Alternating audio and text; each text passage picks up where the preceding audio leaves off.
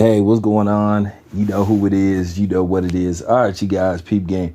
All right, so I just had a chance to review the Hakeem Rahman Jr. versus Greg Hardy bout. Keep in mind, Greg Hardy was a football player. He was a decent football player, too. And he basically was ostracized out the league based off some incidents that happened with a woman. Now, depending on who you believe, is questionable about what happened, but that's neither here or there. But he was ostracized out the league. He tried MMA, moderate success, whatever you want to call it, but then he transitioned to boxing, and now he's 2-0 as a professional boxer. Watching him fight Hakeem Rahman Jr., it was just like, wow.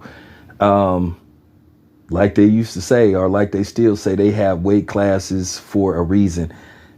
Basically, he had almost 100-pound weight difference over Hakeem Rahman Jr. But the funny thing is about Hakeem Rahman Jr., I still think if he fought Jake Paul at his regular weight, I still think he would beat Jake Paul's ass. Now, Jake Paul isn't going to go nowhere near Greg Hardy. Greg Hardy is 6'5", and he weighs over 300 pounds. Even if he tried to weight drain Greg Hardy and try to put a stipulation to where he had to come in at I don't know, 250 or something, he still would beat Jake Paul's ass.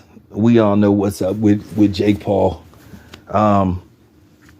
Nobody's going to tell him to fight Greg Hardy. He has no chance of winning that fight, even though Greg Hardy only has 2 professional fights in. Just size. He's proven that he can take a punch. He just he'd do a number on Jake Paul, and he would hurt Jake Paul. And I know people saying, well, Jake Paul has, out of, I think, 6 or 7 fights, he has 4 or 5. Look who he done knocked out. And Greg Hardy is now a professional boxer. Like I said, Jake Paul is not going to go near him. Even if Jake Paul went up 20 pounds, he would get his ass shellacked. That's just fact. And we all know what's going on with Jake Paul. He's carefully selecting these opponents, in efforts to make himself look sellable for a possible Canelo fight. He's just looking for, a cash out versus Canelo, just a big payday. Anybody with common sense know that Jake Paul wouldn't beat Canelo. He can't do nothing with Canelo.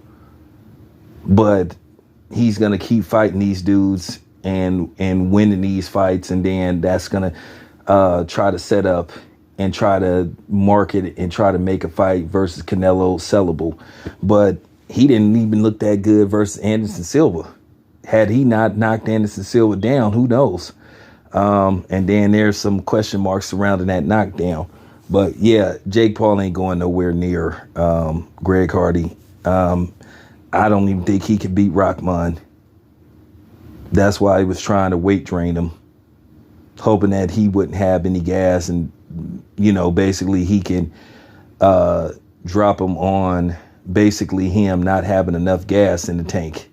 Because, sometimes if you run out of gas and you don't have, if you run out of gas and you get winded, you still, when you get punched, you'll go down. Doesn't mean that you hurt. It's just that it even take energy to be able to get up from, it take energy to get up from getting hit.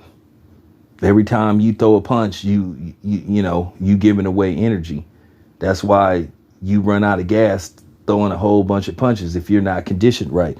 So that's why boxing is the sport that it is. Come down. That's why they always talk about conditioning. But yeah, Jake Paul, he ain't gonna go nowhere near Greg Hardy. He would get seriously hurt. Be honest with you, I kind of would like it, but we know Jake Paul's makeup. We know he ain't built like that. Anyway, this your boy Town Biz. I'm out.